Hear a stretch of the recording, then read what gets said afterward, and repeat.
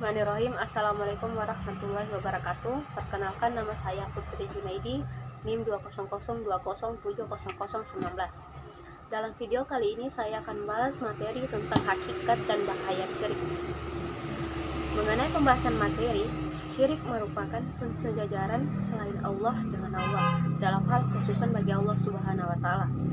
Misalnya saja dalam contohnya itu Allah lah Maha Pemberi rezeki, yang itu merupakan kekhususannya. Salah satu contohnya. Jadi jika ada seseorang yang mendatangi kuburan keramat berdoa mengharapkan rezeki, maka ia telah jatuh ke dalam perbuatan tersebut.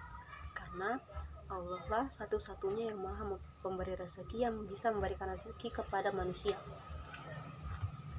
Dalam kecakupan kekhususan Allah itu ada 3, dan mengenai pembahasan ini, jika ada seseorang yang menyandingkan atau menyamakan atau menyetarakan kekhususan tersebut kepada selain Allah, maka ia telah berbuat syirik. Nah, kecakupannya itu yang pertama adalah rububiyah Allah. Rububiyah Allah itu merupakan sifat yang ada pada Zat pencipta, seperti menciptakan makhluk, memberikan rezeki, menghidupkan makhluk, dan mengatur alam semesta. Jadi jika ada seseorang yang percaya bahwa Nyi Roro Kidul yang mengatur Laut Selatan Jawa, maka ia telah jatuh ke dalam perbuatan syirik, meskipun diakui secara langsung di dalam KTP bahwa ia beragama Islam. Yang kedua itu adalah uluhiyah Allah. Uluhiyah Allah itu sifat yang melekat pada Allah Ta'ala, yaitu merupakan bahwa Allah lah satu-satunya zat yang pantas untuk disembah dan untuk diibadahi. Jadi misalnya saja dalam bentuk peribadatan tersebut itu seperti sholat, puasa, berkurban, berdoa, dan sujud menyembah hanya untuk Allah Subhanahu wa taala, dan bukan kepada tujuan-tujuan yang lain. Nah, misalnya saja jika ada seorang yang menyembelih hewan, baru dia dia memperuntukkan untuk seseorang, misalnya kayak makhluk halus kayak jin atau semacam penunggu desa, maka ia itu telah jatuh dalam perbuatan syirik. Nah, contohnya lagi itu ada seseorang yang mendatangi kuburan, mendatangi orang mati yang sudah dikubur, lalu dia berharap untuk diberikan kesehatan, diberikan rezeki lancar. Padahal kita tidak boleh melakukan hal tersebut. Itu salah satu contoh perbuatan syirik. Itu ketiga adalah asma dan sifat Allah Ta'ala. Dalam asma atau nama-nama dan sifat Allah Ta'ala, kita tidak boleh menyamakannya kepada makhluk yang lain, karena itu hanya sifat yang bisa dimiliki Allah Subhanahu wa taala dan melekat kepada dirinya. Jadi misalnya saja Allah itu memiliki sifat Al-Alim, yaitu Maha mengetahui segala sesuatu. Jadi jika ada seseorang yang lebih tahu, yang lebih percaya bahwa dia bisa mengetahui segala sesuatu lebih dari Allah, maka ia telah jatuh ke dalam perbuatan syirik.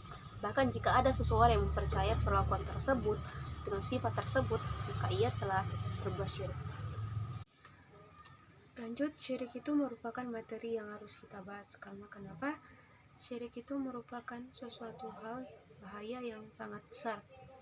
Nah, hal yang kita kenali itu, hal yang kita bahas itu perlu kita hindari. Di antara bahaya tersebut itu adalah syirik merupakan dosa yang paling besar. Nah, dan syirik itu merupakan dosa yang tidak akan diampuni oleh Allah Subhanahu wa taala, dan itu kan merupakan suatu kezaliman yang besar. Dan pelaku syirik itu, yang berbuat syirik tersebut itu akan dimasukkan ke dalam neraka dan tidak akan dimasukkan ke dalam surga. Jadi bisa kita ambilkan kesimpulannya bahwa perbuatan syirik itu banyak merugikan jika kita melakukannya. Jadi jika ingin melakukannya, berpikir dulu, kalau bisa jangan pernah berpikir 1 atau 2 kali untuk mempercayai hal-hal yang tidak berkaitan dengan agama, tidak berkaitan dengan ajaran-ajaran Rasul. Jadi perlu kita hindari. Dan jika ada pembahasan tentang kepercayaan tapi tidak berkaitan dengan agama, kita harus jauhi, dan tidak perlu kita memiliki rasa ingin tahu bahwa itu apa. Kita hanya perlu menjauhinya agar kita tetap menjadi muslim yang baik, seorang yang beragama baik. Adapun ayat-ayat tersebut yang menjelaskan tentang materi syirik. Salah satunya itu Quran surah Al-Imran ayat 64 yang berbunyi A'udzubillahi minasyaitonirrajim Bismillahirrahmanirrahim Makana Ibrahima Yahudiyana wala nasra liyahum walakin kana hanifun muslima wama kana minal musyrikin. Ya, artinya Ibrahim bukanlah seorang Yahudi dan bukan pula seorang Nasrani, tetapi dia adalah seorang yang lurus lagi muslim dan bukanlah termasuk orang-orang yang musyrik.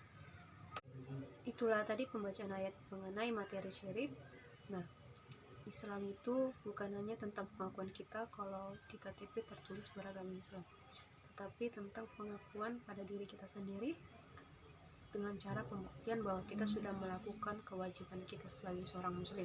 Nah, memang kita itu manusia biasa, manusia yang tidak luput dari kesalahan. Justru dari kesalahan tersebut kita harus belajar bahwa kita tidak perlu mengulangi kesalahan yang sama. Untuk menghindari perbuatan syirik tersebut, kita perlu menanamkan niat yang baik dan tidak pernah berpikir untuk melakukan hal tersebut, dan tetap percaya dan yakin kepada Allah Subhanahu wa Ta'ala, dan meningkatkan keimanan kita, meningkatkan amal soleh kita, karena sesungguhnya dunia itu hanya sementara dan akhirat yang abadi. Sekian materi yang saya sampaikan. Apabila terdapat kekurangan, saya minta maaf.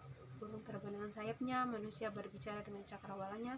Saya cantik tapi tak menarik. Wallahumma fiq ila qomit tarik. Wassalamualaikum warahmatullahi wabarakatuh.